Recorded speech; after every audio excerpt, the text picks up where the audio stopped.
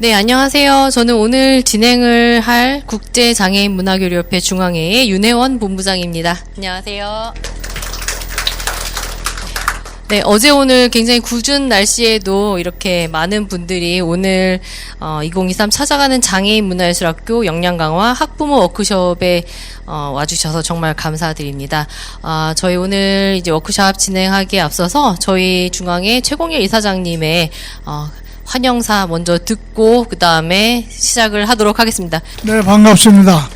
우리 또 장애인문화학교에 우리 또 부모님들 역량 강화 또 이렇게 모임을 갖고 우리 앞으로 장애를 가진 우리 예술인들을 어떻게 잘 교육을 시키면서 그들의 미래를 어떻게 열어갈 것인가 하는 그런 연구 속에 지금 다양한 우리 중앙에서는 연구를 많이 하고 있는데 하나하나 그 실천이 이제 옮겨져야 되는데 우리 부모님들이 많이 협조를 좀 잘 해주셔야 되고 또 어떤 때 보면은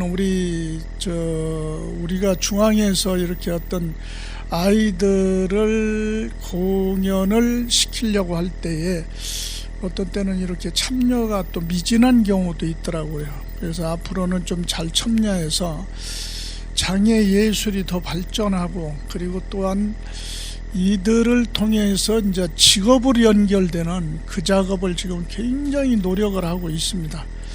지금 직업으로 연결돼서 현재 진행되고 있는 팀이 몇 팀이 있는데 앞으로 우리 전체가 그렇게 되도록 노력하고 하기 위해서 노력하니까 우리 어머님들이 더 협조를 잘 해주시고 부모님들이 잘 협조만 잘 해주신다면 더 좋은 계기가 만들어지리라고 보고 오늘 같은 자리가 계속 이어져서 서로 소통하는 그런 자리가 되기를 소망합니다. 오늘 또 강의를 해주실 분을 통해서 좋은 강의 잘 들으셔서 좋은 결과 있기를 바랍니다. 감사합니다. 네, 이사장님의 좋은 말씀 감사합니다. 네, 먼저 저희 국장협에서는 발달장애 청소년들을 대상으로 한 찾아가는 장애인 문화예술학교라는 사업에서 전국 27개소에서 89개의 문화예술 교육을 15년 이상 진행해 오고 있습니다. 현재 교육을 받고 있는 학생들이 500여 명 정도 되고요. 국장협의 문화학교에서 교육을 받았던 학생들의 숫자는 수천 명이 될 것이라고 추산합니다. 예, 매년 문화학교와 관련된 분들, 그다음에 학생들 부모님들, 또 강사 선생님들 대상으로 해서 저희가 이제 역량 강화 워크숍의 자리를 마련하고 있는데요.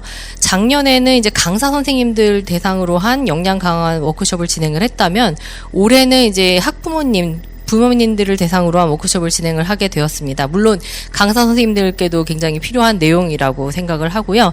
올해 이제 역량 강화 워크숍에서 두 분의 강연자분을 모셨습니다.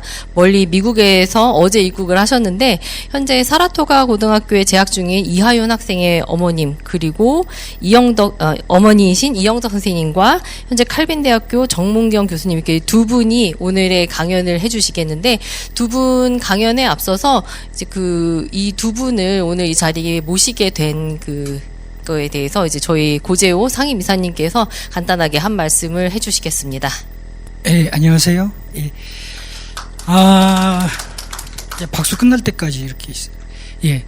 근데 제가 사실은 이제 저희가 선생님들에 대한 강의는 좀 저희가 작년까지 좀 했고 제가 올해 좀 준비했던 것의 중점적인 거는 뭐냐면요. 우리 지금 이제 이하윤 어머님은 제가 이제 우연찮게 다른 분의 소개로 알게 됐는데 지난번에 제가 이제 캘리포니아 쪽에 가서 직접 그 아이를 보고 또 그 친구가 우리 연말 미술 GS에서 했던 그 GS 건설 쪽하고 같이 했던 미술 전시에 같이 참여를 했던 친구예요. 근데 이제 제가 그림의 특성도 굉장히 좋고 또 이 친구가 음악을 해요. 그런데 우리하고는 비슷하죠. 우리 지금 하고 있는 문화학교. 그런데 뭐가 좀 다른 부분이냐면 하윤이는 한국에서도 살아봤고요. 그래서 미국으로 넘어간 지 한 5, 6년, 지금 한 6년째 제가 들어오는 걸로 알고 있거든요. 그래서 이 친구의 그 어떤 생활 패턴에서 한국에서의 생활과 미국에서의 생활이 어떻다라고 하는 거를 조금 비교해 어머니가 좀 그거에 대해서 설명을 좀 해주시고, 그게 우리 부모님들한테는 많은 도움이 됐으면 하는 마음에서 이 강의를 준비했고요. 또 이제 우리 그 정윤규 교수님은 제 지도 교수님이십니다. 그러니까 제가 칼빈 대학교 사회복지학과 지난번에 제가 박사 받았다고 제가 말씀을 드렸고, 그때 이제 지도 교수를 하셨던 분인데, 이분은 사회복지 쪽하고 심리 쪽을 다 하신 분이세요. 박사를. 그래서 이제 제가 이제 이게 사실 우리 아이들의 심리적인 거라든지, 또 우리 어머님들이 실질적으로 심리적인 어떤 안정이라든지 우리 아이들하고 있었을 때 그 약간 불안한 것들이 좀 있으시다고 제가 느끼거든요. 보통 저하고 대화를 할 때도. 그래서 그런 부분에서 어떻게 해소를 해야 될지, 아니면 우리가 이제 우리 아이들을 케어할 때 우리 아이들은 어떠한 심리 상태에서 이런 교육을 받는 것인지, 이러한 것들에 대해서 조금 오늘 강연을 좀 해주셨으면 고맙겠다고 말씀을 드렸고요. 흔쾌히 또 이렇게 참여를 해주셔서 너무 감사드리고요. 우리 어머님들, 제가 우리 직원들이 그러더라고요. 생각보다 많이 오셨다고. 근데 더 오셨어야 되는데. 예. 근데 왜냐하면 제가 이걸 지금 오늘 영상을 안 찍으려고 했다가요, 실제로 이 영상을 찍어서 저희 홈페이지에도 올려서 다른 분들도 볼 수 있도록 해달라고 지방에서 요청이 들어왔어요.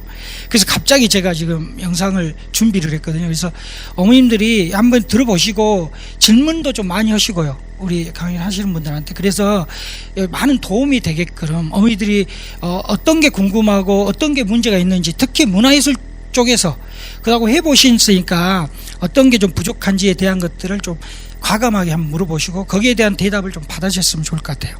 자, 이상입니다. 예. 네, 먼저 이하윤 어머님 모시겠습니다. 큰 박수로 모셔주시기 바랍니다. 안녕하세요. 저는 작년 겨울에 2022년 찾아가는 장애인 문화예술학교 기획전 드림 커넥트에 함께 했던 이하윤의 엄마 이영덕입니다. 만나 뵙게 돼서 반갑습니다. 일단은 저보다는 하윤이가 어떤 아이인지 그 소개를 좀 먼저 하는 게 중요하겠죠. 이 사진에 보면 하윤이의 이제 여러 가지 얼굴들을 좀 올려놨는데요.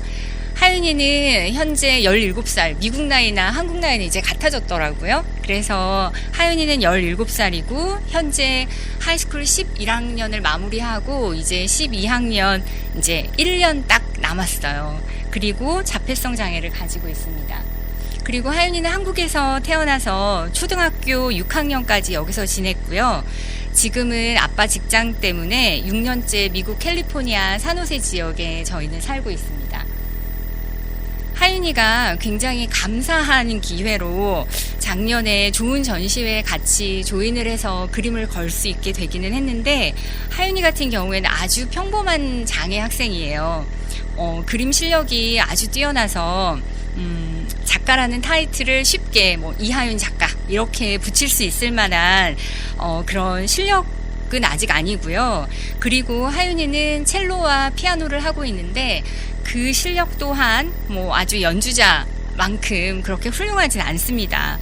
그렇다 보니까 오늘 이 자리에서 제가 하윤이를 얼마나 잘 키웠는지, 아니면 얼마나 잘 만들어 왔는지 그런 노하우를 여러분들하고 공유하는 거는 어려울 것 같아요. 그래서 혹시라도 그런 기대를 하고 오셨다면 미리 죄송하고요. 하지만 제가 하윤이가 장애를 가지고 있다는 걸 알고 난 후에 한국에서 제가 한 6, 7년 정도 지냈고요. 그리고 미국에 가서 현재 6년째 살고 있는데, 그렇다면 제가 그 상반된 경험 안에서 제가 어떤 것들을 경험하고 배웠고, 그리고 제가 어떻게 변했는지 그런 이야기들은 여러분에게 들려드릴 수 있을 것 같기는 해요. 그리고 앞서 말씀드린 것처럼 하윤이는 이제 12학년 1년 남았거든요. 그리고 이제 하윤이는 성인이 될 텐데 저 또한 아직 하윤이의 성인기를 어떻게 맞이해야 하고 그 다음에 어떤 방향으로 흘러갈지 그거에 대해서 저 또한 아직 되게 모호한 상태라서 저도 여전히 불안하긴 하지만 오늘 저의 이야기가 여러분의 현재 상태가 어떤지 한번 점검하고 그 다음 계획들을 세워나가시는데 조금이라도 도움이 됐으면 합니다. 그러면 이제 하윤이의 이야기를 시작해 볼게요. 제가 저 같은 경우에는 하윤이의 장애를 굉장히 늦게 알게 됐어요.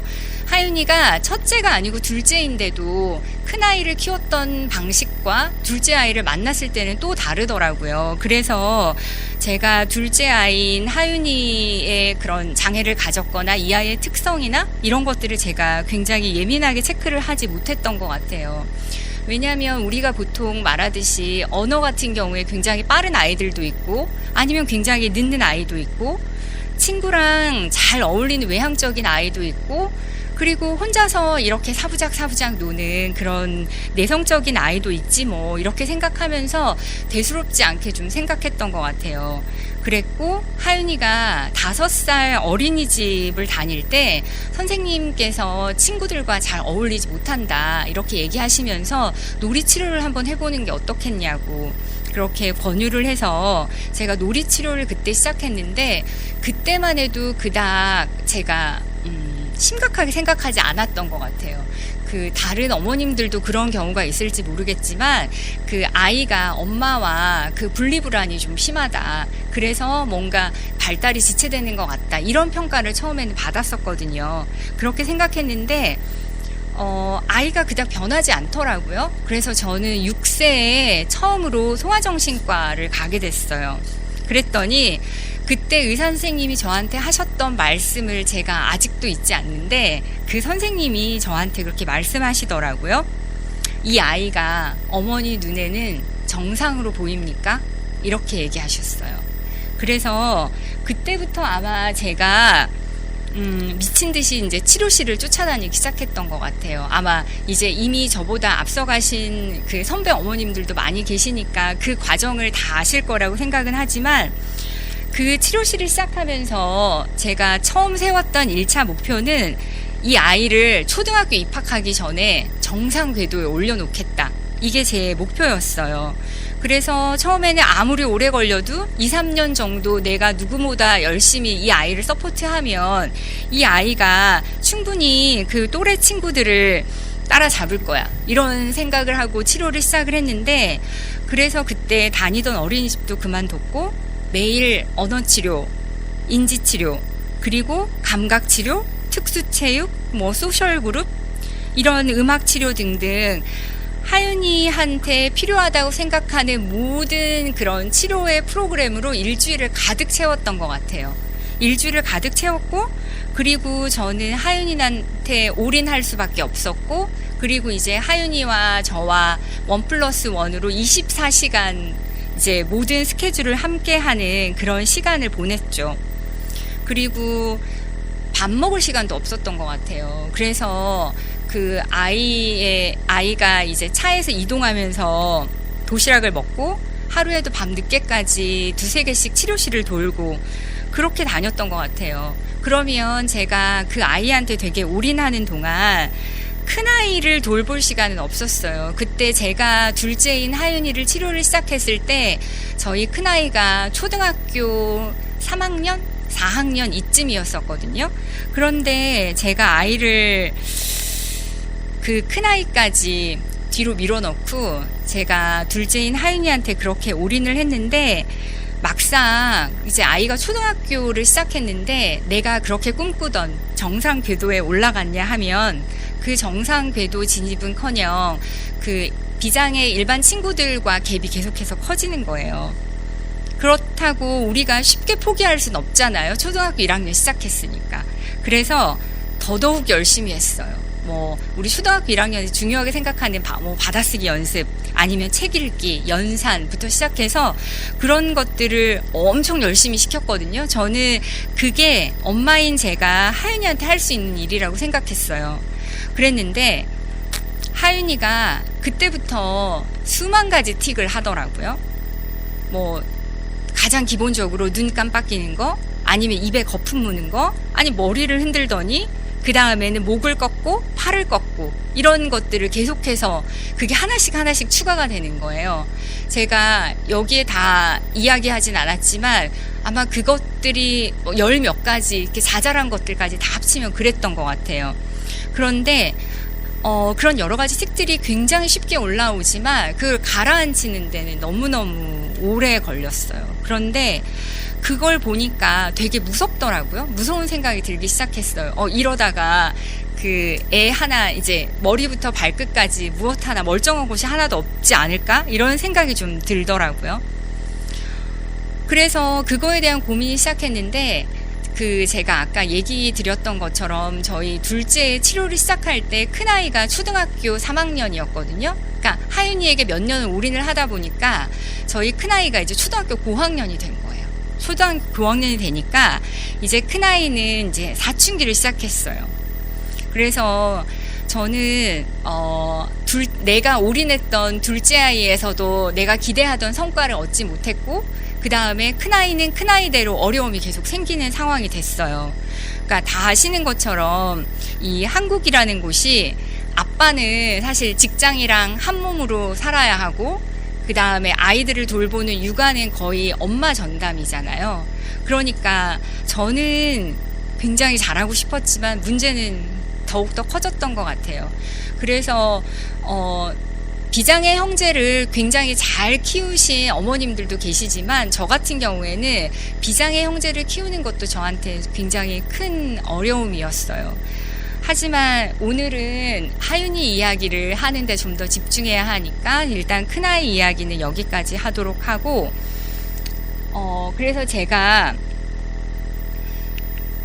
이제 하윤이의 치료실에 열심히 매진을 하다가 이제 하윤이가 초등학교 3학년쯤이 이제 된 거예요. 그런데 모두가 앉아 계신 여러분이 예상하시다시피 저희 아이가 내가 그 노력하고 애쓴 것만큼 그렇게 조금이라도 성장하는 게 아니라 이거 뭔가 잘못됐다는 생각이 들기 시작했어요. 그래서 이 길이 아닌가 싶은 생각이 들더라고요. 그러면 이 길이 아니면 또 우리 다른 길을 또 찾아봐야 되잖아요. 그래서 그러면서 제가 고민을 많이 했고 그 고민을 하면서 제가 어떻게 하면 좋을까 하고 내린 답이 뭐였냐면 하윤이가 가지고 있는 이 아이가 가진 어려움, 단점은 최대한 커버하면서 그리고 아이가 가진 장점을 살릴 수 있는 게 뭘까 그 생각을 했어요. 그러니까 하윤이가 가진 가장 큰 어려움은 언어 능력이 떨어지는 거니까 언어 능력은 좀 필요하지 않고 그 다음에 그런 사회성 능력이 필요한데 그것 또한 아이가 그렇게 제가 애썼음에도 불구하고 친구들과 어떤 사회적 교류를 하고 이런 것들이 되게 어려웠거든요. 그래서 그러면 친구들과 어울리는 사회성도 필요 없는 일 그게 뭘까라는 고민을 하다가 저는 그때 악기를 이제 아이한테 악기를 가르쳐 보면 어떨까 그 생각을 제가 했던 것 같아요. 그리고 제가 알기로 여기 오신 어머님들 중에 이제 자녀분들이 악기를 지금 하고 있는 분들이 굉장히 많이들 계신다고 들었거든요. 그래서 아마 저랑 같은 이제 시작할 때 어려움을 많이 느끼셨을 것 같아요. 가장 큰 거는 이제 아이의 교육비를 전담하는 사람이 남편이잖아요. 그래서 근데 그 남편이 이제 하윤이가 처음 악기를 시작할 때 이걸 보면서 영 신통치 않은 거예요. 그래서 매번 저한테 매달 레슨비를 낼 때마다 하는 얘기가 이거 너무 깨진 독에 물 붓기 아니냐. 이거 꼭 얘한테 필요한 거냐. 이게 이 아이가 세상 사랑하는데 악기가 무슨 의미가 있다고 계속해서 우리는 이곳에 돈을 써야 하느냐. 이것들을 저한테 이제 항상 불만으로 얘기를 했었고 그리고 또 하나는 이제 하윤이를 제가 가르치겠다고 했으면 선생님을 찾아야 되는 거잖아요. 그런데 저는 제가 만났던 선생님들은 한 번도 하윤이처럼 장애를 가진 아이를 가르쳐 본 경험이 없는 선생님들이었어요. 그래서 그 선생님들도 일반 아이들을 가르쳤던 방식을 그대로 이 아이에게 대입해 보는데 이 아이가 잘 안 되는 거예요. 그런데 우리는 보면 그 말씀은 안 하시지만 표정을 보면 그걸 알 수 있잖아요. 이 선생님이 몇 번 더 하면 나한테 말할 것 같은 거예요. 더 이상 안 되겠습니다. 이런 얘기 할 것 같은 거예요. 그래서 그 선생님들한테 제가 선수를 쳤죠. 그러니까 선생님이 만약에 하윤이를 포기하지 않고 결국에 해내시면 이 선생님은 이 세상에 있는 어떤 아이도 두려울 게 없을 거다. 지금은 도전이시겠지만 아마 좋은 결과가 있을 거니까 이 아이를 포기하지 않았으면 좋겠다. 이런 얘기를 하면서 선생님을 최대한 저희가 설득을 했던 것 같고, 사실은 가장 중요한 건 하윤이었어요. 왜냐하면 우리 아이들이 새로운 걸 배우는데 굉장히 어려움을 많이 느끼잖아요. 그래서 제 목표가 그거였던 것 같아요. 한꺼번에 얘한테 욕심 부리지 말자. 그리고 콩나물 시루에 물 빠지듯이 가랑비에 옷 젖듯이 천천히 가자. 그렇게 하면서 하윤이에게도 그렇게 접근을 했고, 그 다음에 저한테도 이렇게 계속, 우리도 사실 아니지만 아이를 교육시키면서 기대감을 가지게 되잖아요. 그리고 그걸 하지 못하는 거에 대해서 매번 실망하게 되고 그런 순간들이 오는데, 그렇게 했던 것 같아요. 그렇게 했더니 제가 이제 하윤이가 초등학교 6년을 한국에서 다녔으니까 하윤이가 그 초등학교 다니는 그 시간 동안에 6년 동안 피아노를 배웠고요. 그리고 초등학교 3학년 무렵에 시작한 그 이제 첼로를 이제 3년 넘게 여기에서 이제 배우게 됐어요. 그렇게 배웠는데 물론 선생님은 그 사이에 한 번도 바꾸지 않았어요. 다행히. 그래서 그 선생님들도 아이를 가르치면서 뭔가 새로운 방식들을 찾아내시고 그것들에 대해 선생님들도 되게 뿌듯해 하셨던 것 같아요. 그 다음에 무슨 이야기도 했었냐면, 우리가 이제 악기를, 일반 친구들도 그 아이가 악기를 너무 좋아해서 시작하는 아이도 있지만 대부분의 경우는 엄마가 이거 했으면 좋겠다 하고 해서 아이가 시작한단 말이에요. 그런데 그 일반 아이들이 사춘기 시기를 만나요. 그러면 그 악기가 아주 좋아하는 아이가 아닌 경우에는 이제 선생님들이 굉장히 힘들어하는 거예요. 그런데 그 시기에 이 아이는, 우리 아이들이 가장 큰 장점이 순수함이잖아요. 그래서 이 아이의 태도를 보면서 선생님이 오히려 많이 배운다는 거예요. 일반 아이들하고는 기싸움을 많이 하게 되고 이 길을 어떻게 꺾을까 뭐 이런 생각들을 많이 하시지만, 하윤이를 가르치면서 어떤 테크닉적인 부분에서는 아이가 잘 안 될지 모르지만 이 아이의 순수한 모습에서 많은 에너지를 갖고 간다, 이런 얘기를 많이 하셨던 기억이 나요.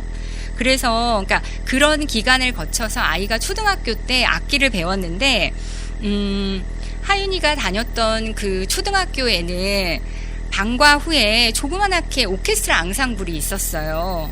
그래서 하윤이는 굉장히 초등학교 5학년에 운 좋게 그 앙상블에 조인을 하게 됐고, 점심시간에 맞춰서 작은 공연도 여러 번 했어요.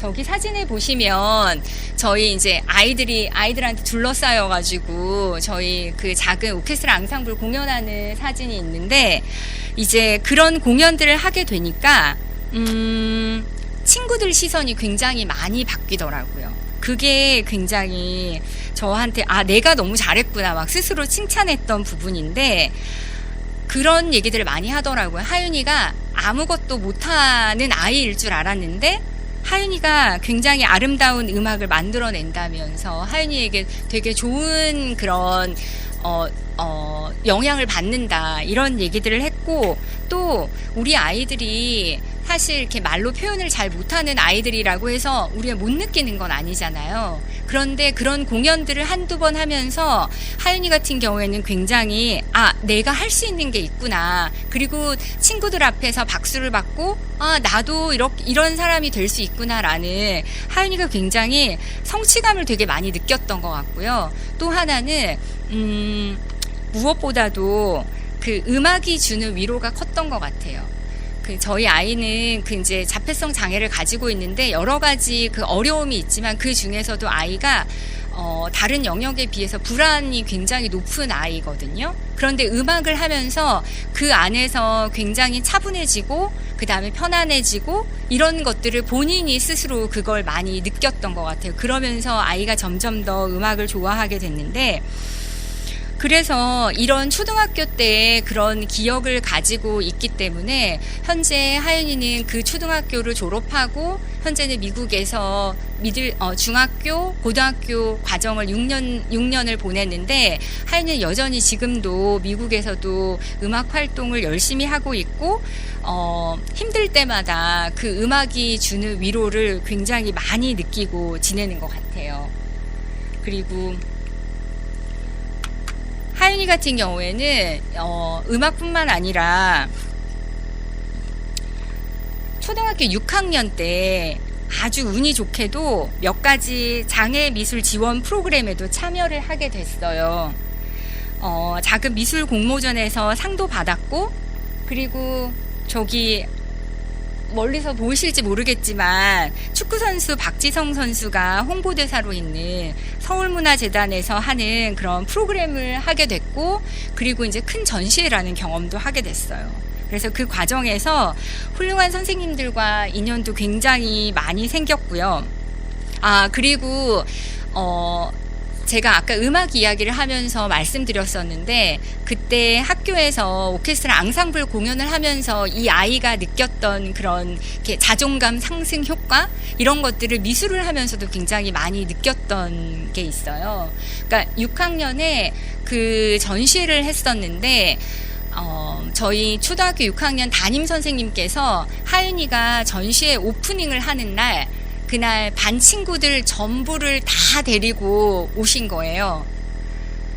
그래서 그 전시회가 개인전이 아니고 6명 아이들이 같이 하는 그룹전이었는데도 불구하고 그 하윤이의 오프닝 전시에 온 게스트들이 너무너무 많아가지고 거기에서 굉장히 하윤이가 내가 주인공인가? 이런 느낌을 받았고, 그리고 또한 거기 오셨던 분들도 손님으로 온 하윤이 초등학교 6학년 선생님과 반 친구들 전부, 그 친구들을 보면서 그것이 우리 장애미술이 이런 전시회를 통하고 어떤 공연을 하고 이런 것들이 얼마나 사회에 좋은 영향력을 끼칠 수 있는가, 이거에 대해서도 굉장히 많이 느꼈었다고, 그렇게 그 전시회에서 후일담이 있었고요. 그래서 저는 그때 아마 하윤이한테 이 아이가 가진 그 미술 재능이 있을지도 모르겠다, 이것에 대해서 이제 희망을 가졌던 것 같아요.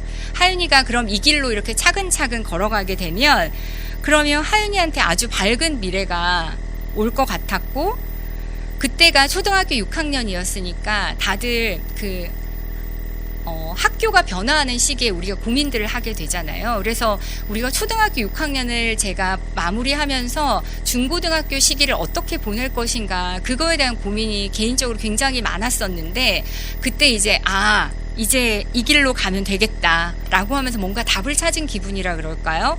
그러던 시기였어요. 그런데 딱 그때였어요. 저희 남편이 미국으로 발령이 난 거예요. 정말 저한테는 굉장한 도전이었어요. 왜냐하면 저는 제가 이 세상에 태어나서 한국을 떠나서 살아본 적도 없고, 그리고 외국 여행을 많이 가본 적도 없고, 심지어는 저는 고등학교를 졸업한 이후에 영어 공부도 제대로 해본 적이 없는 것 같아요. 우리가 고등학교 영어 공부라고 해봐야 문제 풀고 시험 보는 영어만 했기 때문에 실생활 영어 너무 두려웠거든요.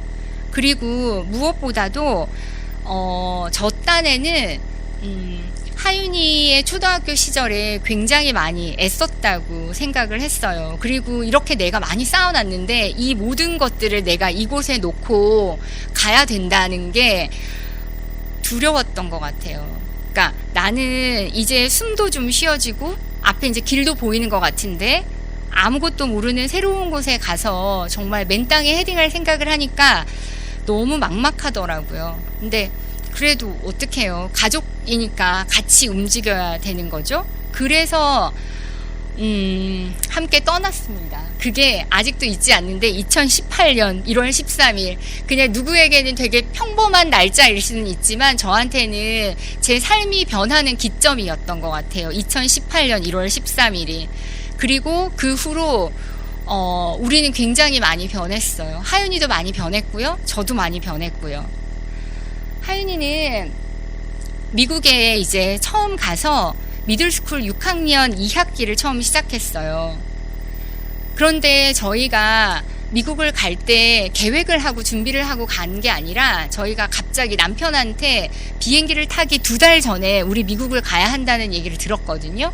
그래서 이곳에 있는 것들을 정리하고 비행기를 타는 것도 굉장히 빠듯했어요. 그래서 아무 생각 없이 이제 미국을 간 거죠. 무슨 배짱이었는지 지금 생각하면 무식한 게 용감하다고 그런 생각이 들기는 해요. 그래서 이제 미들스쿨을 시작을 했는데 하윤이가 학교를 가고 2달이나 지나서야 학교 IEP 미팅을 하게 된 거예요. 저는 학교를 가자마자 선생님이랑 이 아이에 대해서 얘기를 하고 그 다음에 뭐 미팅을 하고 그냥 얘가 학교를 다니면 되는 줄 알았거든요. 그런데 2달이 지난 후에 그 IEP 미팅이 열린 거예요. 그러면 그 2달 동안 학교에서 뭘 했냐면 이제 미국에는 학교에 상주하고 있는 그러니까 사이컬러지스트가 있고 그 다음에 아큐페이셔널 테라피스트라고 OT 선생님이 학교에 있고 랭귀지 테라피스트 언어 치료 선생님이 학교에 계시고 그 다음 당연 스페셜 에듀케이션 티처가 학교에 상주하고 있는데 이런 전문가 집단의 선생님들이 하윤이를 2달 동안 테스트하고 관찰하고 그렇게 해서 평가서를 써가지고 온 거예요. 그런데 그 평가서가 제가 보니까 그걸 받았는데 책 한 권 정도 되는 느낌이었어요. 그리고 그것을 베이스로 해서 하윤이를 1년 동안 학교에서 어떻게 지도할 건지 어떤 고우를 세울 건지 이제 그런 것들이 온 거예요. 그런데 그 미팅에 갔는데 그 미팅에 그 평가서를 쓴 그 선생님들만 온 게 아니라 학교 교장 선생님, 교감 선생님 그리고 스쿨 디스트릭트 그러니까 한국의 교육청에서 스페셜 에듀케이션을 담당하는 선생님들도 오고 그 다음에 일반 과목 선생님들까지 다 온 거예요. 아마 그 미팅하는 자리에 선생님들이 제 기억으로는 한 10명 넘게 앉아 있었던 것 같아요. 그렇게 해서 이제 2시간이 넘게 그 미팅을 하는데 그 감동은 잊을 수가 없는 것 같아요. 왜냐하면 사실 이렇게 한국에 있을 때는 못 느껴봤는데 그 낯선 땅에 갔더니 이 아이가 그 학교에서 굉장히 귀한 사람이라는 생각이 들더라고요. 그러니까 우리가 어디 가서 내 아이를 데리고 갔을 때 뭔가 이렇게 저는 항상 이렇게 눈치를 보게 되고 뭔가 튀는 행동을 하지 않게 하고 이제 그런 거에 항상 조마조마하고 살았는데 그 IEP 미팅에 갔는데 우리 아이가 주인공이라는 생각이 들고 이 아이를 위해서 애쓰는 사람들이 이렇게 많구나라는 생각이 들었는데 그때 굉장히 뭉클했던 것 같아요. 제가 요즘 들어보면 한국에서도 IEP 미팅을 아주 꼼꼼하게 잘 한다고 들었어요. 그런데 제가 여기 있을 때만 해도 그 IEP 미팅이라는 게 아주 형식적이었거든요. 예를 들자면 현장 학습 나갈 때 보조 선생님이 필요합니까? 안 필요합니까? 그거에 체크하고 그리고 하윤이가 다른 아이들한테 뭔가 방해되는 행동을 하지 않도록 하고 그 다음에 다른 아이들로부터 하윤이가 피해를 받지 않도록 하고 이제 그런 거에 대한 이야기들을 주로 하셨던 것 같아요. 하지만 그러니까 물론 하윤이가 만났던 학교에 특수교육 선생님들 굉장히 좋은 분들이셨거든요. 그랬는데도 불구하고도 그 정도였던 걸로 기억해요. 제가 한국에서 했던 IEP는요. 그러니까 제가 미국에 가자마자 굉장히 긴장했지만 학교에서 이 아이가 이 학교를 잘 다닐 수 있겠구나라는 안도감이 처음에는 들었던 것 같아요. 그런데 그렇게 감동의 스타트를 하긴 했는데 하윤이 학교 생활이 쉽지는 않았어요. 왜냐하면 하윤이 같은 경우에 새로운 환경에 갑자기 가게 된 거고, 심지어 이 아이는 영어를 한마디도 못했단 말이에요. 그러니까 이 아이가 그 학교에 있는 시간 동안에 아무리 학교의 선생님들이 케어를 잘해준다고 하더라도 아이는 매 순간 불안했고 굉장히 예민해졌고, 다들 상상이 되시죠? 그랬었죠. 그래서 예를 들자면 한 에피소드를 말씀드리자면, 이제 체육 시간이었는데 그 체육 시간에 이제 배드민턴을 한 거예요. 그래서 하윤이는 우리 아이들이 그 루틴에 되게 익숙하잖아요. 하던 사람하고만 뭘 해야 되고 그 시간이 되면 꼭 같은 일이 일어나야 되는데 항상 그 배드민턴 파트너로 오던 친구가 아니고 다른 아이가 온 거예요. 다른 아이가 와서 이제 하윤이랑 이제 배드민턴 하려고 이렇게 서 있는데, 하윤이는 그러니까 지금이라면 안 그랬겠지만 그때는 모든 게 되게 예민하던 초기였기 때문에 하윤이 딴에는 이 나라에서는 영어를 말해야 된다라고 생각을 했는지 그때 선생님이 들려주신 얘기로 하윤이가 계속해서 no, no, no 이 말만 계속했다는 거예요. 근데 그러면 그 얘기를 듣는 그 친구나 아니면 선생님이 분명히 하윤이한테 설명을 했을 것 같아요. 그러니까 뭐 너 친구가 안 와서, 그러니까 맨날 오던 애가 안 와서 얘가 온 거야라고 했겠지만 하윤이가 못 알아들었겠죠. 그러니까 하윤이가 그 아이를 가서 밀쳤어요. 그런데 우리 아이들이 불안할 때 천하상사 같은 힘이 나오잖아요. 그래서 그 아이를 밀쳤는데 그 느끼는 아이는 나 맞았구나 얘한테, 이런 느낌이 들었죠. 그러니까 그 체육 선생님이 하윤이를 이제 그 아이로부터 분리시키고 그 다음에 그 이제 스페셜 클래스 선생님을 이제 호출을 한 거예요. 그러면 스페셜 클래스 선생님이 오셨겠죠. 그러면 이제 그 선생님은 이제 하윤이를 이제 그 체육관에서 이제 밖으로 데리고 나가려고 하신 거예요. 선생님의 의도는 아이가 좀 휴식 시간이 좀 필요해야 이렇게 극도로 불안한 마음이 가라앉을 거라고 생각을 했지만, 하윤이 같은 경우에는 아, 이거 나 어디 끌려가는구나, 나 혼나러 가는구나, 이런 느낌이 드니까 더 불안하니까 버티다가 어쩔 수 없어서 이제 선생님한테 잡혀서 이렇게 끌려가는데, 또 이제 가는 와중에 그 불안함이 이 손가락 끝으로 온 우주의 에너지가 모이잖아요. 그래서 이제 그 선생님 또 팔을 또 온 힘을 다해 또 잡으셨던 거죠. 그래서 그런 일이 있어서 학교에서 메일을 받았어요, 제가. 근데 메일을 받았는데, 한국에서도 사실 그 이제 뭐 아무리 이 아이 입장에서 이유가 있더라도 다른 친구를 건드리는 건 절대 있으면 안 되지만, 특히 미국에서는 그 다른 사람을 터치하는 행위가 정말 심각한 비헤이비어로 보거든요. 그러니까 그거에 대해서 제가 아무리 하윤이가 이런 의도에서 이렇게 했을 거다라고 설명을 했지만, 그럼에도 불구하고 선생님은 이제 그런 행동을 하지 않도록 하기 위해서 저는 계속해서 메일을 주고받았고 미팅을 했고 그걸 해야 된 거예요. 그래서 지금도 학교에서 전화가 오거나 여기 있을 때도 그랬던 것 같아요. 전화 오거나 막 이러면 여전히 막 심장이 쿵쾅쿵쾅 되잖아요. 그래서 여전히 그렇기는 하지만, 그럼에도 불구하고 달랐던 건 뭐냐면, 그 미팅을 하고 아이의 비헤이비어를 잡도록 하는 그 과정에서 저는 학교에 대한 신뢰가 되게 많이 생겼던 것 같아요.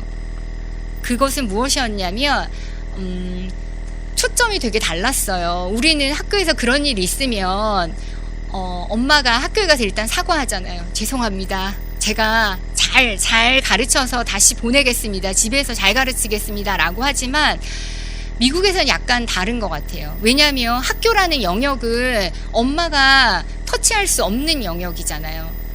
그러니까 학교에서는 어떻게 하냐면, 학교에서 이 아이랑 할 수 있는 방법에 대한 고민을 가장 중요하게 생각하는 것 같아요. 그래서 우리가 이 아이의 이런 비헤이비어가 왜 일어났는지 그걸 먼저 파악할 거고, 그러면 그것을 안 하기 위해서 학교에서 어떻게 할 건지, 그럼 우리가 학교에서 이렇게 할 거니까 집에서 엄마가 이런 방식으로 얘를 도와주고 계속해서 이런 걸 설명해주고 해라. 그러면 이 아이가 밖에 학교나 아니면 외부 환경에 나왔을 때 그것들을 하지 않게 될 것이다 라는 거예요. 그러니까 이게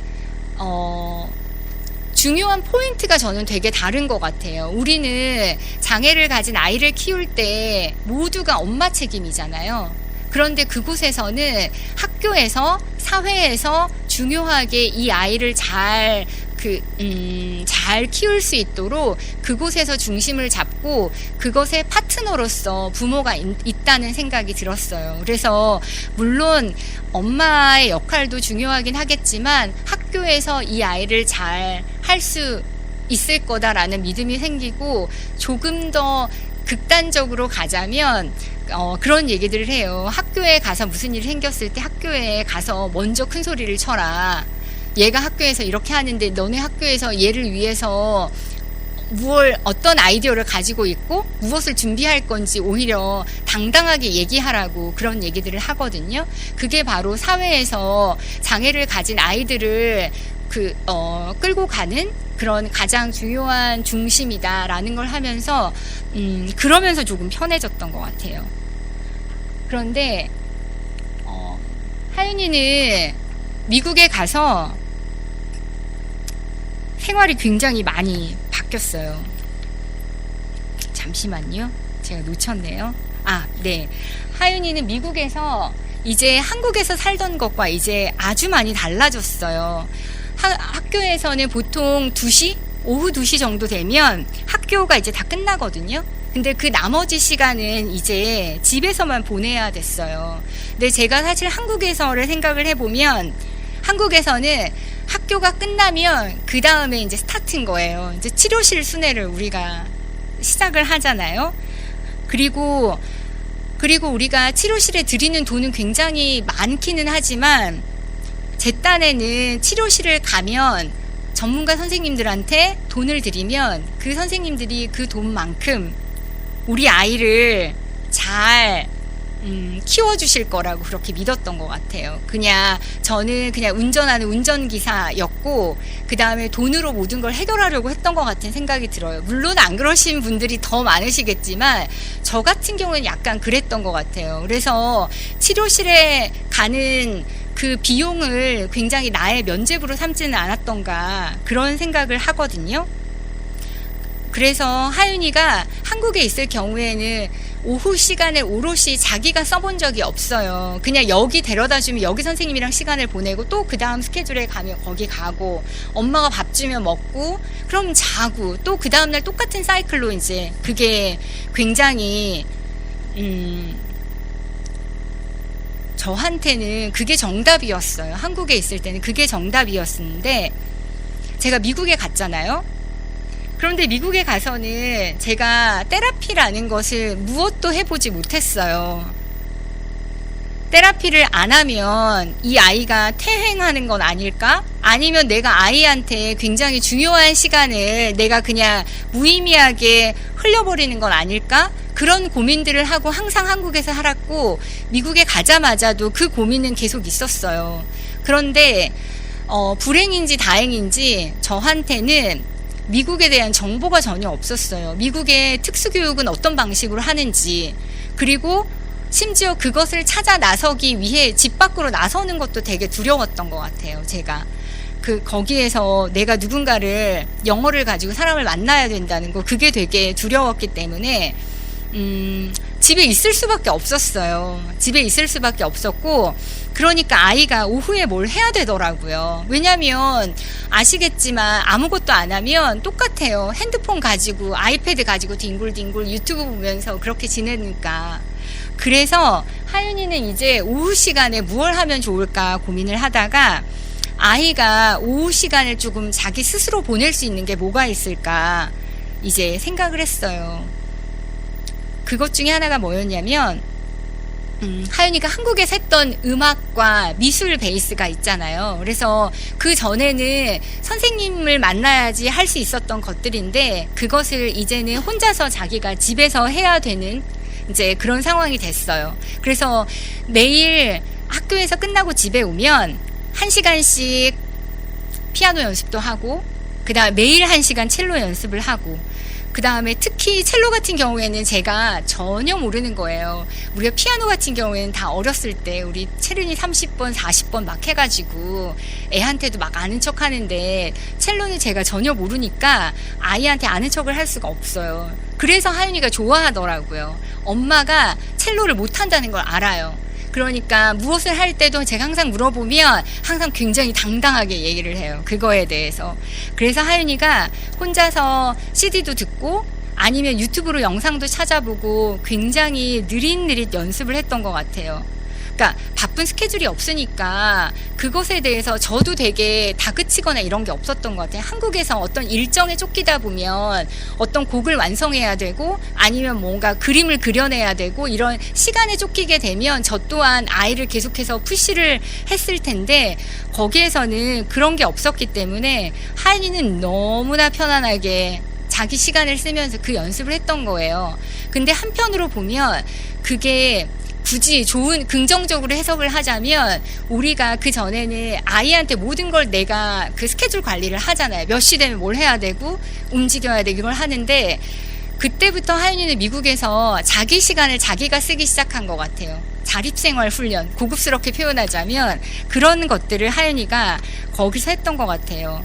그런데 그것만 하다 보니까 조금은 좀 무료하긴 하더라고요. 왜냐하면 우리들도 그렇지만 아이들도 뭔가 목표가 없으면 어떤 것을 끝까지 해나가기가 쉽지 않잖아요. 그래서 제가 학교 오케스트라를 좀 기웃거려 봤어요. 하윤이가 다녔던 미들스쿨에도 학교 오케스트라가 있었고 하이스쿨에서도 당연히 학교 오케스트라가 있는데 고민이 좀 됐어요. 왜냐하면 여기는 이제 비장의 아이들이 하고 있는 오케스트라인데 그곳에 저희 아이가 이렇게 실력이 뛰어나면 우리 아이가 장애는 있긴 하지만 얘가 실력은 뛰어나다라고 당당하게 너네 오케스트라에 우리 애 넣고 싶다라고 말했겠지만 저희 아이가 그 정도 실력은 되지 않아서 되게 조심스럽긴 했어요. 그래서 되게 조심스럽게 선생님한테 물어봤는데 오케스트라 선생님이 딱 한마디가 그거였어요. Why not? 즉, 왜 안 되냐는 거, 너는 왜 안 된다고 생각해? 이러더라고요. 그래서 그 선생님이 하신 얘기가 그거였어요. 학교 오케스트라에서 지향하는 바는 무엇을 잘하는 게 목표가 아니다. 여기는 잘하는 것보다 음악을 좋아하는 게 1번이라고 하시더라고요. 음악을 좋아하는 게 중요하고 부족하더라도 그 안에서 서로 조율해 가면서 그것을 해내갈 수 있다면 그게 바로 오케스트라에서 우리가 가장 지향하는 바다. 이렇게 얘기를 하셨어요. 그래서 문득 그 생각을 했죠. 그러니까 내가 먼저 그 선을 오히려 긋고 그 선을 내가 못 넘어가고 있었던 건 아닌가 그 생각을 제가 많이 했는데 하윤이 같은 경우에는 이 오케스트라가 미국 생활을 적응하는데 굉장히 큰 영향을 미쳤어요. 왜냐하면 여기 있을 때는 그래도 하윤이 자기가 하고 싶은 얘기는 한국말로 할 수 있었거든요. 그런데 미국에 가니까 하고 싶은 얘기도 못해. 그렇다고 소셜이 되지도 않아. 이러니까 학교에서 나는 누구고 나는 여기에 왜 있는가 이렇게 생각할 수 있는 상황이었는데 오케스트라를 하면서 하윤이가 나 이 학교의 학생이구나 라는 소속감을 가장 크게 느꼈던 것 같아요. 그래서 학교에서도 하윤이가 그 오케스트라 이제 공연을 하게 될 때 그때 아이가 느꼈던 그 표정이 있어요. 저희 아이들이 무대를 한 번, 두 번 즐기다 보면 마지막 공연이 끝나고 일어나서 박수 받을 때 그 아이 표정이 있거든요. 그것에 대한 본인이 그 만족하는 그 표정이 있는데 그것을 봤을 때 우리 아이한테 악기를 가르치기 굉장히 잘했구나 이 생각을 했어요. 저희 한국에 있을 때 저희 남편이 맨날 그랬다 그랬잖아요. 얘한테 이 악기가 왜 필요하냐. 이거 사는데 이거 없으면 큰일 나냐. 이런 얘기를 했는데 그때 처음 남편이 그 얘기를 했어요. 하윤이 첼로 시키는 거, 하윤이 음악 시킨 거 정말 잘했다. 저 그때 처음 칭찬 받았던 것 같아요. 그게 바로 우리 아이들한테 악기가 가장 큰 무기인 것 같아요. 왜냐하면 우리가 말로 이렇게 어떤 세상에 나가서 어울리는 거 쉽지 않잖아요. 그거 쉽지 않지만 악기 하나만 있으면 아이가 되게 어깨가 되게 펴지고 내가 할 수 있다라는 이런 자신감을 되게 많이 느끼는 것 같거든요. 그래서 저도 지금도 하윤이가 그런 공연을 할 때마다 느끼는 거지만 아이가 가지는 이 첼로가 하윤이한테는 목소리인 것 같아요.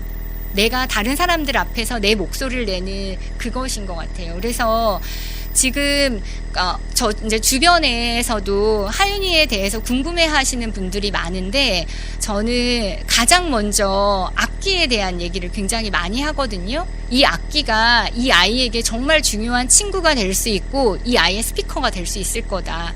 무조건 악기를 해라 이 얘기를 하는데 제가 그 얘기는 여기서는 할 필요는 없을 것 같아요. 이미 다 하고 계시니까. 그래서 지금 하신 것처럼 그것이 이 아이한테 아마 평생 동안 저는 가장 훌륭한 친구를 만들어준 게 아닌가라는 생각에 저 스스로에게도 내가 우리 아이한테 해준 것 중에 가장 잘한 일이 아닐까라는 생각을 해요. 그리고 하윤이가 지금 다니고 있는 그 학교에는 뮤직팀이 굉장히 크거든요. 그 안에 뭐 밴드, 콰이어 여러 가지 그 뮤직팀들이 있는데 제가 거기에서 봤던 공연 중에 굉장히 인상 깊었던 공연이 있어요. 하윤이 같은 경우에는 굉장히 감사하게도 우리가 그러니까 제가 하윤이를 그 학교 오케스트라에 넣기는 했지만 이 아이가 혹시 다른 애들은 연주 끝났는데 얘 혼자 하고 있으면 어떡하지? 남들은 다 앉았는데 얘 혼자 서 있으면 어떡하지? 이제 그런 자잘한 걱정들이 되게 많았는데 다행히 하윤이는 그런 건 없었어요. 그런데 한 번은 거기에 이제 콰이어 공연이 있었어요. 하이스쿨에서. 근데 이제 저는 이제 하윤이랑 같은 스페셜 클래스에 있는 친구들을 아니까 그 이제 콰이어를 시작할 때 이제 그 친구를 주목하기 시작했어요. 한 친구가 그 콰이어의 단원으로서 그 무대에 올라간 거예요. 그런데 그 친구가 처음에 시작할 땐 좋았어요. 막 표정도 너무 행복하고 그렇게 해서 이제 시작을 했는데 문제는 이제 한 곡, 두 곡 하니까 이제 그 아이가 이제 흥이 오르기 시작한 거예요. 흥이 오르기 시작하니까 우리가 이렇게 박자를 이렇게 맞아. 오른쪽, 왼쪽 박자를 맞추는데 얘가 막 빨라지더라고요. 막 빨라지고 우리 박수 똑같이 쳐야 되는데 남들이 치면 그 다음에 치고 엇박 나는 거 있죠. 이제 그것부터 시작하는 거예요. 그래서 저도 제가 장애아의 엄마이다 보니까 그 친구들이 무대에 서면 더 눈길이 많이 가게 되고 저 또한 괜히 조마조마하게 보게 되는데 그러면 그때 생각했죠. 이 무대에 뭔가 지금 잘못되어 가고 있다. 이런 생각을 했어요. 그러면 지휘자 선생님이 그 아이한테 사인을 줄까? 아니면 그 옆에 있는 친구가 그 친구한테 사인을 줄까? 왜냐면 박자가 틀리니까 그 박자를 잡아주기 위해서 할까? 이런 생각을 많이 했는데 아무도 안 하는 거예요. 누구도 무엇도 하지 않고 그냥 그대로 공연이 계속 끝났어요. 공연이 끝났더니 객석에서 그 아주 완벽하게 끝났던 곡일 때보다 그 아이가 계속해서 불협화음을 막 내면서 했던 하지만 그 아이는 굉장히 흥이 올랐던 그것에 대해서 정말 박수도 많이 치고 함성 뭐 휘파람 소리 난리가 난 거예요. 저는 그것을 보면서 굉장히 이렇게 막 눈물이 막 나는 거예요. 왜냐하면 내가 알고 있던 세상의 모습과 너무 다르더라고요. 그래서 사실은 그때 이제 생각났던 게 있었어요. 저희 하윤이가 초등학교 5학년 때였는데 다니던 학교가 봄학기, 겨울학기, 가을학기, 겨울학기 이렇게 4학기가 됐었고 그 학기가 끝날 때마다 수업 시간에 했던 그런 활동들을 무대에서 보여주는 매진잔치 이런 것들을 했어요. 그것은 우리가 1년 동안 준비한 학예회랑 다르게 그냥 있는 그대로 보여준다는 취지에서 하는 그런 무대였는데 그때 하윤이 같은 경우에 방과 후 활동으로 K-팝 댄스 이런 동아리를 했었거든요. 근데 이렇게 제가 뒤에서 보는데 그 같은 그 K-팝 댄스 동아리에 했던 아이들이 무대에 올라가더라고요. 무대에 있었어요. 근데 하윤이는 없어요. 그래서 저는 하윤이는 안 올라가나? 이렇게 생각하고 있는데 밑에 앉아있던 하윤이가 정말 바람처럼 무대에 올라갔어요. 그래서 막 어디에 서야 될지 몰라서 이미 대열은 다 짜여져 있었고 하윤이가 어디에 서야 될지 몰라서 막 방황을 하다 어디에 딱 서더라고요. 그랬더니 학교에 특수교사 선생님이 막 쫓아갔어요. 그 무대 밑에가 막 불러. 하윤아 내려와 막 이렇게 부르는 거예요. 하윤이 들은 척도 안 해요. 그리고 이제 곡이 시작하니까 선생님은 조용히 사라졌어요. 근데 하윤이는 자기 위치도 없는 그 무대에서 그 댄스를 다 끝나고 내려왔어요. 근데 그게 뭐였냐면 나중에 알고 봤더니 방과 후 그 활동을 할 때 연습은 같이 하지만 그 무대에는 하윤이를 올리지 않도록 약속이 되어 있었던 거예요.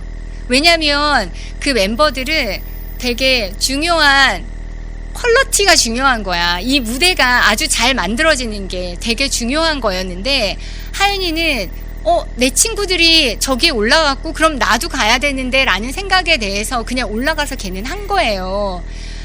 그게 물론 그 무대를 준비한 사람들한테는 망가진 공연이었겠죠? 왜냐면 올라오지 말아야 하는 애가 올라왔으니까. 그래서 그때 생각이 갑자기 떠오르더라고요. 그래서 우리가 음악을 할 때 아니면 뭐 댄스를 할 때 무엇을 할 때 뭐가 가장 중요할까라는 생각이 들더라고요.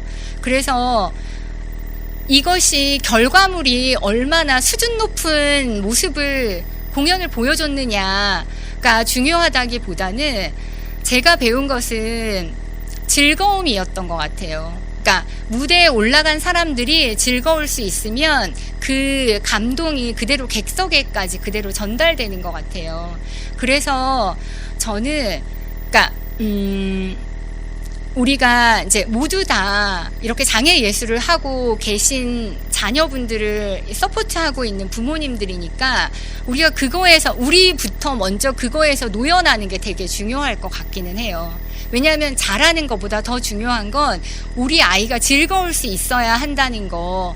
그게 된다면 조금 연주 좀 틀리면 어떻고, 그 다음에 누구는 같은 장애를 가지고 있는데 어느 집 애는 걘 너무 잘하더라. 그럼 우리 애도 좀 잘하게 해야 되는 거 아니야? 라고 해서 막 다그쳐가지고 몰고 가는 것보다 우리는 이 음악이 우리 아이의 평생 친구이길 원하잖아요.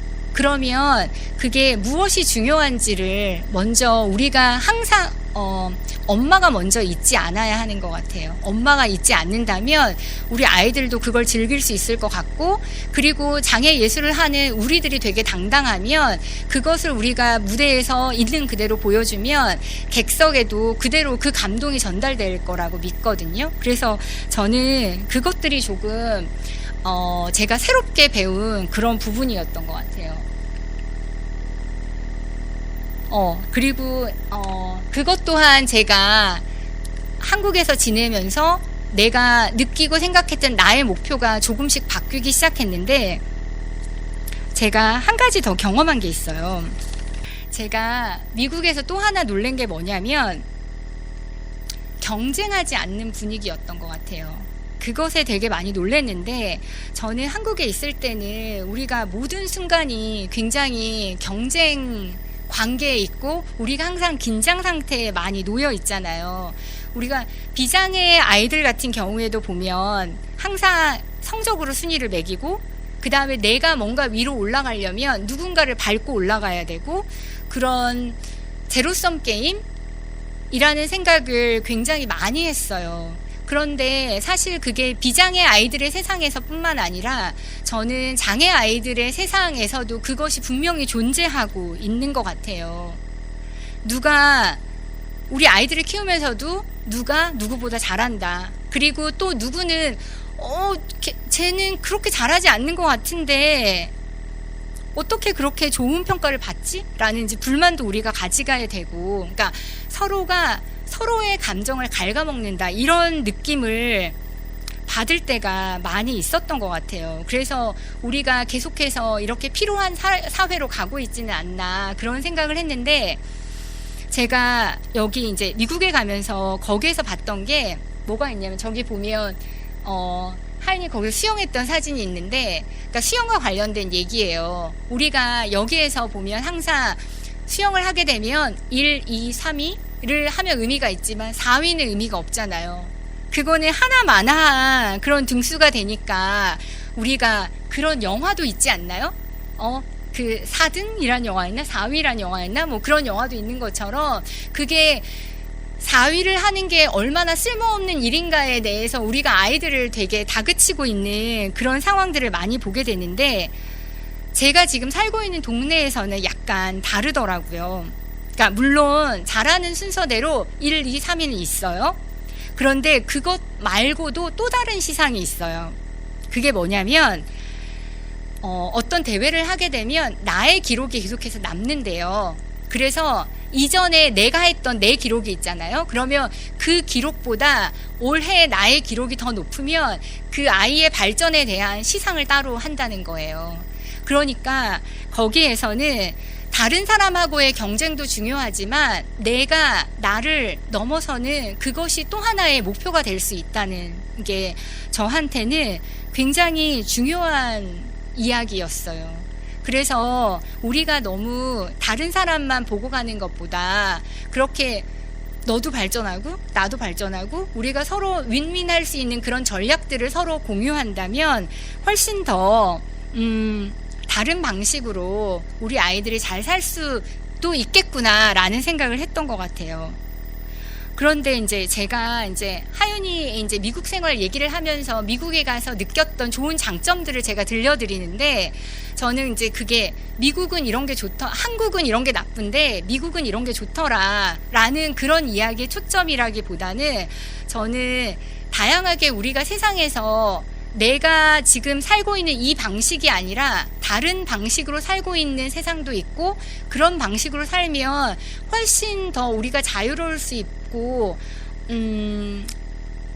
스트레스를 덜 받을 수 있다. 이런 곳이 있다면 우리가 내가 살고 있는 지금 이곳에서도 그것을 충분히 시도해 볼 만하다고 생각을 하거든요. 그래서 이런 아이디어들이 현재 한국에서 지내고 계시는 그런 분들한테도 조금 더 많이 공유돼서 우리가 기존에 있던 방식 말고 새로운 방식으로 우리가 다음 아이디어를 조금 더 같이 상생할 수 있는 아이디어를 찾아낼 수 있다면 그것 또한 좋지 않을까 하는 생각에서 제가 미국의 장점에 대해서 얘기를 해드린 거예요. 물론 단점도 무지 많습니다. 하지만 그걸 얘기하기 너무 기니까 우리가 좀 좋은 점들을 한번 기억해 보시고 다른 아이디어를 내는데 참고하시면 좋을 것 같아요. 그리고 이제 미국에서 제가 시간이 너무 많아진 거예요. 시간이 너무 많아져가지고 제가 하윤이랑 걷기를 시작했어요.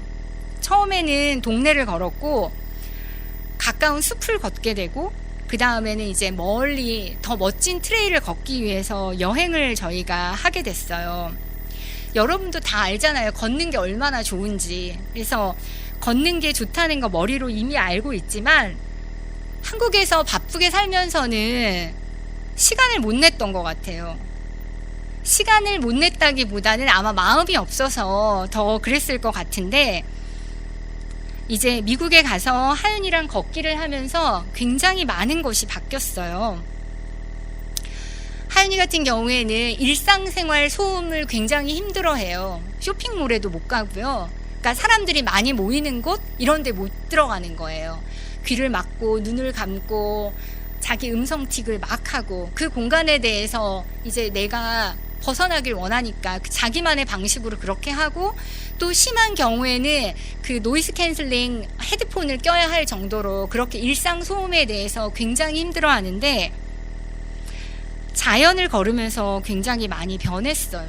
그러니까 하윤이가 걸으면서 긴장도 되게 많이 가라앉았고요. 불안도 보이지 않았고 아주 편안해졌어요. 그러니까 한 주 동안에 영어도 안 되는 애가 학교에서 다니면서 얼마나 힘들겠어요. 그러면 한 주 동안에 그렇게 힘들었던 거를 주말에 걷기 시작하면서 하윤이가 컨디션을 많이 회복하고 에너지 충전을 하고 또 그 다음 한 주를 잘 지내고 조금씩 이 아이한테 그런 변화가 생겼던 것 같아요. 그리고 혹시 여기 계신 어머님들은 자녀분들이랑 얘기 많이 하세요? 저는 사실 하윤이랑 이야기하는 거 쉽지 않더라고요. 그냥 밥 먹을 때 뭐 먹을래? 아니면 뭐 아이스크림 먹을래? 뭐 과자 먹을래? 뭐 이럴 때 그런 이야기 말고는 별로 할 얘기가 없는 거예요. 그런데 우리가 매번 먹는 것만 할 수 없잖아요. 그러니까 그게 어려웠는데 걸으니까 좀 달라졌어요. 같이 걸으니까 일단 우리가 가면 눈앞에 보이는 풍경들이 많잖아요. 우리가 풍경도 보고 하늘도 보고 꽃도 보고 아니면 동물들도 보고 보이는 게 많으니까 그거에 대한 것들을 얘기를 하게 되고, 그리고 아이가 걸으면서 이렇게 마음이 좀 편해지니까 엄마 얘기에도 훨씬 더 집중을 많이 해요. 그렇게 그것들을 계속 반복하니까 요즘은 하윤이가 먼저 물어봐요. 우리 이번 주말에는 어디 가냐고. 그러니까 이제는 아이가 먼저 하고 싶은 것들을 제한하는 그런 때까지 왔어요.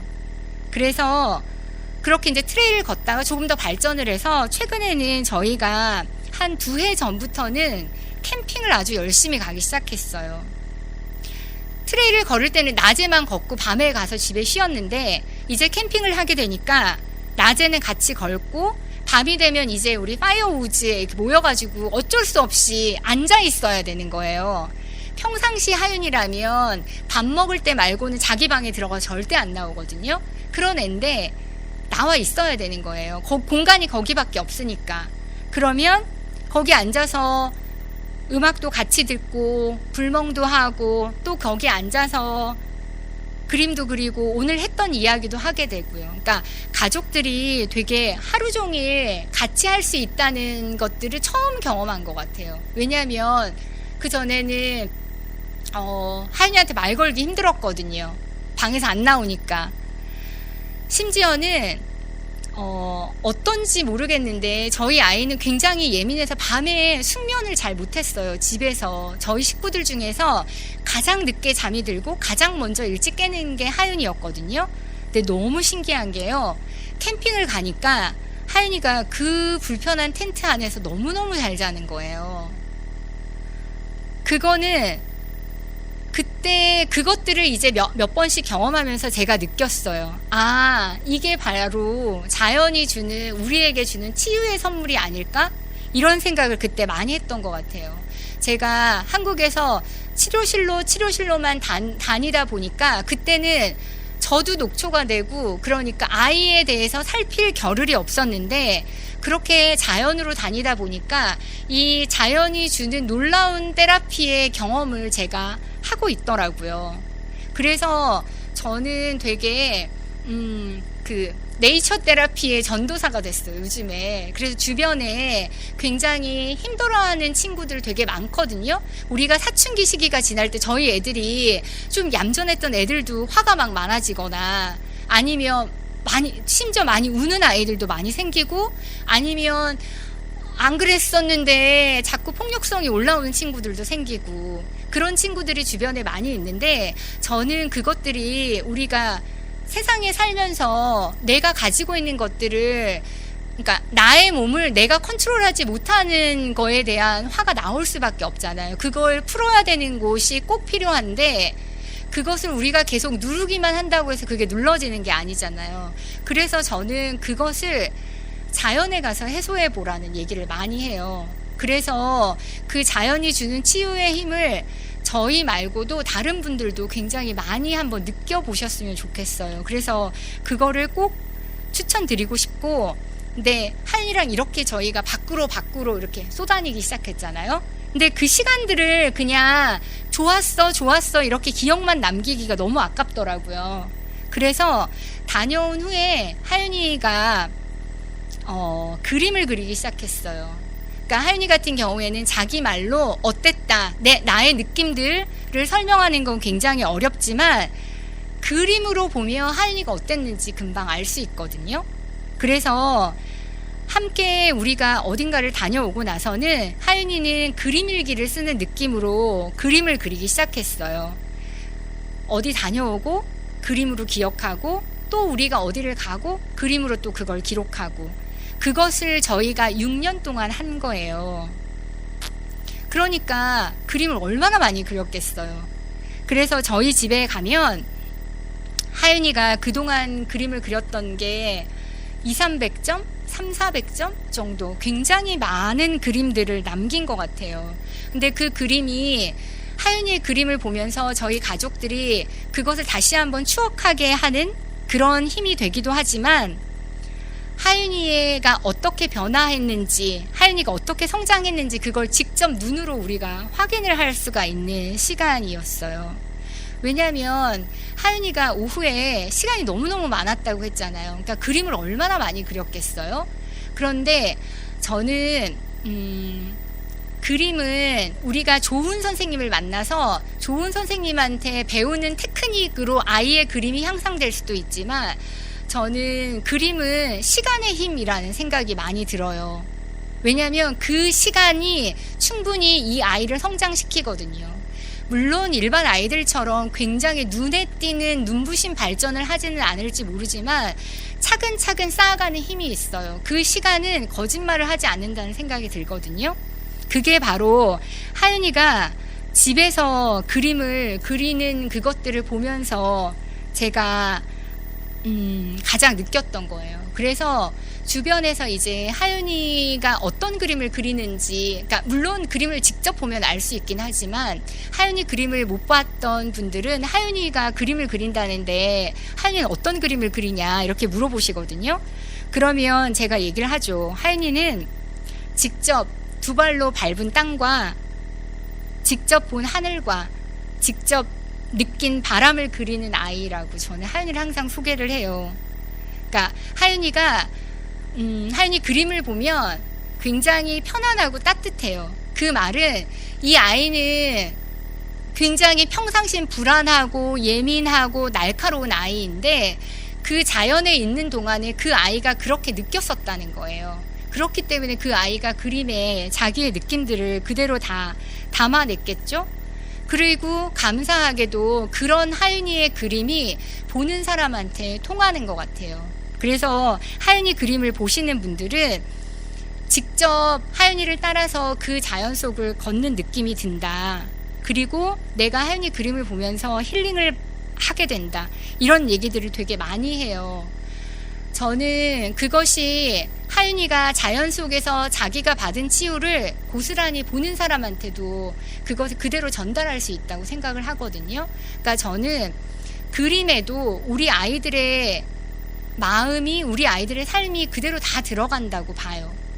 테크닉은 좀 많이 떨어지겠죠. 하윤이가 배운 그림들이 아니고 하윤이는 혼자서 집에서 그린 그림들이라서 테크닉은 많이 떨어지겠지만 그 아이의 솔직함이 그림에 그대로 묻어나고 그것이 보는 사람한테 분명한 영향을 미친다고 저는 자신 있게 말씀드릴 수 있을 것 같아요. 그래서 저는 여기 미술을 하는 친구들에게도, 물론 저는 전문가가 아니에요. 저는 제가 뭐 음악을 전공한 사람도 아니고 그 다음에 미술을 전공한 사람도 아니고, 아니면 제가 여기 계신 교수님처럼 어떤 뭐 사회복지학이나 심리학이나 이런 어떤 전문 분야를 공부하거나 그런 사람은 아니지만, 제가 하윤이와 지내는 일상생활 속에서 내가 느꼈던 것들을 그대로 말씀드리자면 아이가 많이 느끼는 것들이 전 중요하다고 보거든요. 그것을 하려면 특히 우리 아이들에게 자연만큼 가장 영향력을 끼치는 것은 없는 것 같아요.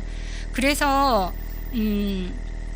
여기 오신 분들 당연히 저보다 더 많이 앞서가신 분들이라서 잘하고 계시겠지만, 혹시라도 안 하고 계시는 분들이 있다면 제안드리고 싶은 게, 아이들을 어떤 이제 공간에, 여기 문화학교인데 선생님한테 배우는 곳인데 여기서 그러긴 하지만 그 시간은 열심히 배우시고 밖으로 나가는 시간이 좀 많으시면 좋을 것 같아요. 그러면 그 시간은 거짓말을 하지 않아요. 분명히 우리 아이의 변화를 느낄 거예요.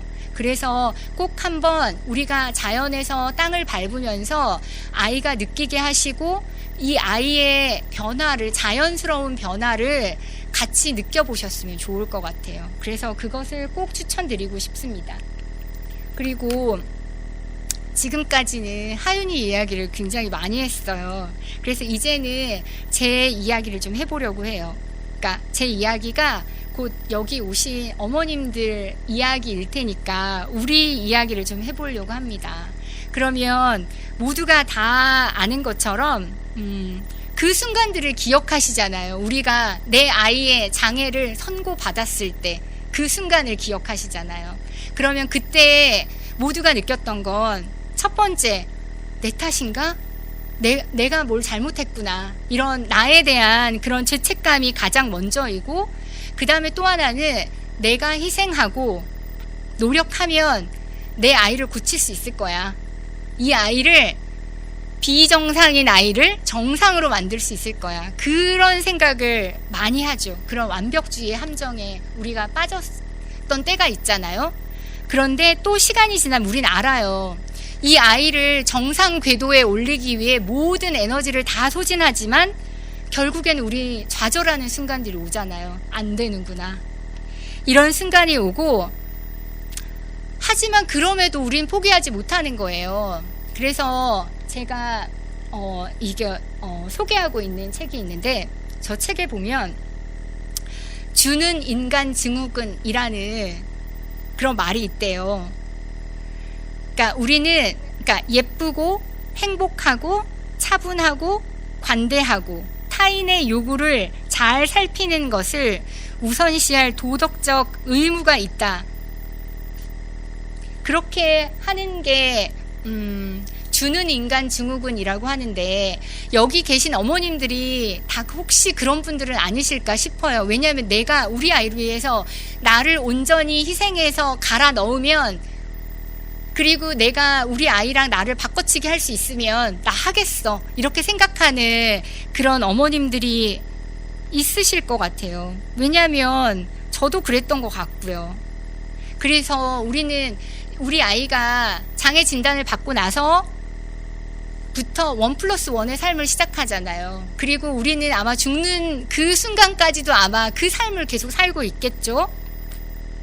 그런데 우리가 여기에서 놓치지 말아야 할 건 뭐냐면, 내가 온전히 우리 아이 한 명을 위해서만 그 아이의 돌봄자 역할, 그것에만 너무 매진하지 말고 나 자신을 돌보는 것을 더욱 중요하게 생각해야 한다는 거예요. 돌봄자 역할을 수행을 할 때 우리가 높은 스트레스를 받죠. 그리고 쉬지도 않아요. 쉬지도 않고 자기를 돌보지 않으면 멀리 봤을 때, 장기적으로 봤을 때 그것이 내 아이를 위한 희생인가? 아니라는 거죠. 그것은 결국에 우리 아이한테 그대로 간다는 거예요. 그래서 어떤 사람들은 내가 장애를 가진 아이를 키우면서 나를 생각한다는 게 이기적인 게 아닌가? 라는 생각을 하실 수도 있지만, 결국에 우리가 멀리 보면 나를 돌보는 것이 결국에 내 아이를 돌보는 길이라는 거예요.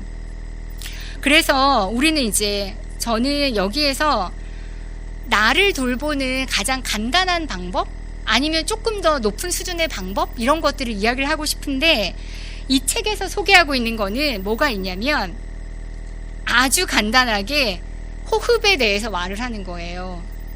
하루 중에 틈틈이 한 번에 30초에서 60초 정도만 깊은 호흡을 하래요. 근데 생각해 보잖아요. 우리가 이런 심호흡을 내가 하고 살았나? 이런 생각, 우리 계속 헐떡거리고만 살지 우리 깊은 호흡을 하지 못했는데, 제가 이 책을 읽은 후에 그것에 좀 더 집중해 보기로 했거든요. 근데 생각보다 효과가 있어요. 그리고 잘 안 된다 하시는 분들은 요즘에 그 핸드폰 앱에 명상 앱들 되게 많이 있더라고요. 그러면 그런 명상 앱에 음악을 틀으시고 간단한 숨쉬기 정도만 해보셔도 내가 평상시 생활하면서 받는 그 스트레스를 조금은 줄일 수 있다고 해요. 그리고 아니면 여기에서 굉장히 쉬운 방법이지만, 우리 다들 가방에 핸드크림 하나씩 갖고 계시잖아요. 근데 그 핸드크림은 우리는 손 씻고 건조하니까 바르는 정도로만 생각을 하지만, 이 책을 쓴 사람은 핸드크림이 아주 중요한 키가 될 수도 있다고 말을 해요. 그냥 말고 되게 향기가 좋은 핸드크림을 고르고 그 핸드크림을 내 손에 1분 동안 마사지 하듯이 바르는 거예요. 그러면 그 향을 즐기는 것도 좋지만 그 시간에 온전히 나의 호흡을 조절할 수가 있고, 그것이 나의 스트레스를 낮추는데 생각보다 효과적입니다. 그래서 무심결에 그 핸드크림 그냥 바르셨다면 그거 한번 꼭 해보세요. 그거 해보시면 좋을 거예요. 그리고 이건 자주 할수록 좋은 것 같아요. 제가 사실은 2주 전에, 저는 캘리포니아 산호세에 사는데 하윤이를 데리고 처음으로 뉴욕 여행을 떠났어요. 남편 없이요. 저 남편 없이 비행기를 처음 타봤거든요. 그런데 웬일로 뉴욕 공항에 못 내렸어요. 뉴욕 공항에. 왜냐하면 뉴욕 공항에 그날 썬더스톰이 떠가지고 그 비행기가 내리지 못하고 회항을 해서 워싱턴 DC 공항으로 갔네요. 그런데 그 공항에서 비행기 안에서 4시간을 기다리고 또 다시 비행기 밖에 나와서 2시간을 기다리고 총 6시간을 넘게 기다렸는데, 그날 오후 4시부터 기다렸는데 밤 10시에 그 비행기가 뉴욕 가는 비행기가 캔슬이 된 거예요. 저 뉴욕 워싱턴 DC 공항에서 갑자기 멘붕이 왔어요. 완전 멘탈이 나간 거예요. 그래서 어떻게 해야 되나 라고 하면서 겨우겨우 밤 2시간이 지난 후에 다행히 그 공항에서 뉴욕 가는 공항 가는 버스를 만들어줘서 그걸 타고 갔는데 10시부터 12시까지 저 핸드크림 한 통을 다 썼거든요. 왜냐면 저 되게 무서웠어요. 울고 싶었어요. 저 할 줄 아는 게 별로 없어가지고요. 되게 무서웠는데 제 바로 옆에는 하윤이가 있잖아요. 근데 저희 아이는 내가 최대한 표정 관리를 한다고 하더라도 제 감정을 가장 먼저 캐치하는 애인 거예요. 근데 얘가 나의 불안함을 캐치하는 순간 얘는 100만 배로 그 불안이 커지잖아요. 그러니까 최대한 내가 마인드 컨트롤이 필요했어요. 그래서 그 시간 동안 저는 계속 그것만 바르고 있는 거예요. 계속 숨쉬기를 하면서. 그랬는데 생각보다 하윤이가 거기에서 그 아이가 그 불안을 터뜨리지 않은 걸 보면 아마도 제가 그 2시간 동안에 저를 잘 눌렀나 봐요. 그래서 그것을 하기에 그 핸드크림이 굉장히 효과가 많이 있었던 거죠. 그래서 여러분도 그냥 평상시에 내가 우리 아이한테 화가 얼마나 많이 나요, 아니면 세상에 얼마나 많이 화가 나요, 그럴 때 그것을 터뜨리기 전에 그것을 한번 써보시면 생각보다 좋으실 거예요. 그리고 그거 말고 좀 더 적극적인 자기 돌봄의 방법을 찾아보는 것도 필요할 것 같아요. 감사합니다. 죄송해요. 제가 시간을 잘 못 쓰나 봐요. 제가 5분 내로 마무리하겠습니다. 너무 이야기 길어져가지고. 저는 그 다음엔 좀 더 적극적인 방법이 필요한 것 같아요. 그래서 좀 더 적극적이려면 운동을 하거나 노래를 하거나 피아노 치기 아니면 그림 그리기, 책 읽기, 글쓰기 이런 방법들을 해보라고 여기에서 제안하고 있어요. 그러니까 저 같은 경우에는 한국에 있을 때도 책 모임을 오래 했고 미국에 간 후에도 여전히 책 모임을 하고 있어요. 그런데 조건이 있어요. 뭐가 있냐면 내 아이랑 관련 없는 사람들, 그러니까 장애라는 주제를 공유하지 않는 사람들, 그리고 육아, 아이 키우는 얘기, 교육 이런 얘기 안 하는 주제로, 그것과 상관없는 걸로 저는 책 모임을 같이 하고 이야기를 나누는 일을 해요. 그러면 그 시간을 보내는 동안 내가 평상시에 사는 하윤이 엄마가 아니라 내 이름 석자로 사는 그 시간이 되는 거예요.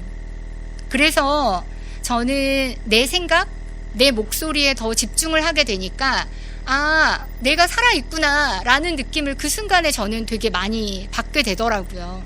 그래서 저는 그 책 모임 하는 것들을 저한테 가장 좋은 휴식의 방법으로 저는 쓰고 있는데, 그것 말고도 아마 다들 나로서, 우리 아이랑 상관없이 오로지 나로서 좋아하는 것들이 있을 것 같아요. 그래서 그것들을 좀 하나씩 찾아보셔서 그거를 꼭 하면 좋을 것 같아요. 그리고 혼자 하는 거 말고 같이 하는 그룹이 있으면 훨씬 더 그것이 추진력이 있기도 하고, 그 다음에 장기적으로도 그것을 훨씬 끌고 갈 수 있으니까 그것들을 꼭 하셨으면 좋겠어요. 그래서 우리가 가장 중요한 것은 아이를 잘 돌보기 위해서 나를 돌보는 것이 얼마나 중요한가, 그 부분들을 놓치지 않고 내 시간을 꼭 확보하시기를 꼭 말씀드리고 싶었어요.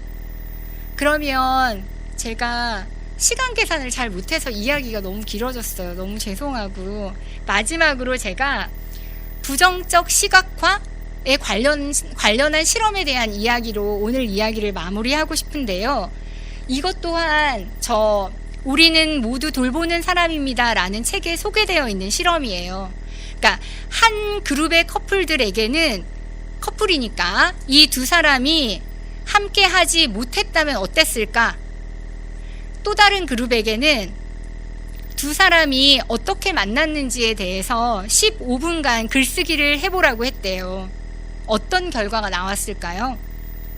당연히 앞 그룹의 커플들이 뒷 그룹보다 훨씬 더 그 두 사람의 관계에 대해서 행복하게 느꼈대요. 그것은 뭐냐면 지금까지 내가 가진 것을 잃을 수도 있다는 사실을 생각하면 내가 지금 가지고 있는 것, 그것에 대한 가치를 훨씬 더 잘 인식할 수 있다는 거죠. 우리도 그거 많이 알잖아요. 올림픽 보면 은메달을 딴 선수는 너무 괴로워하지만 동메달을 딴 선수들은 굉장히 행복해 하잖아요.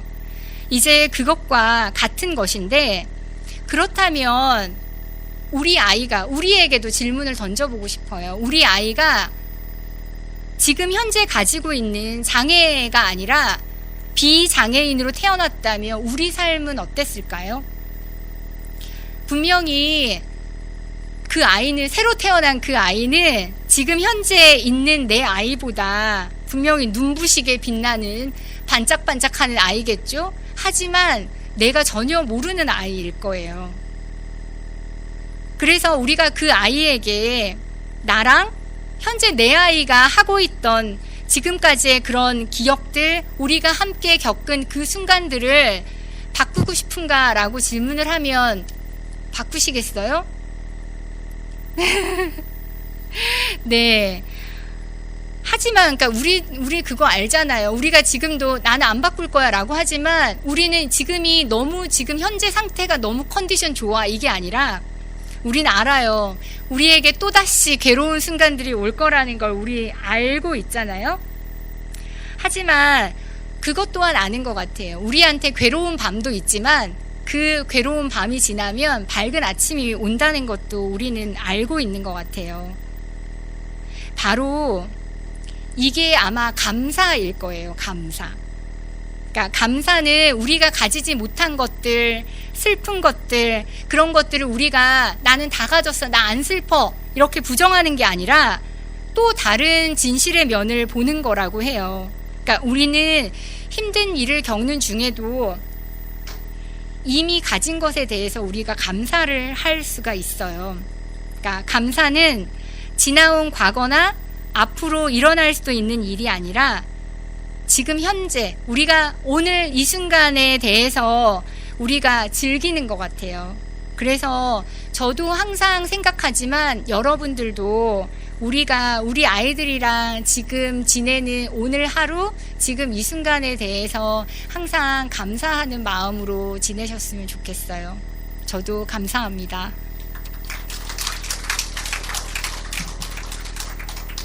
네, 이하윤 어머님, 이영덕 선생님의 귀하고 값진 말씀 잘 들었습니다.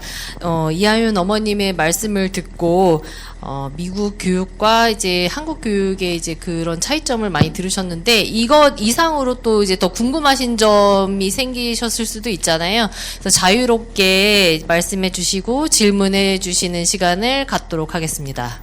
네, 그러면 오늘 말씀해주신 이영덕 선생님께 다시 한번 깊은 박수를 보내드리겠습니다.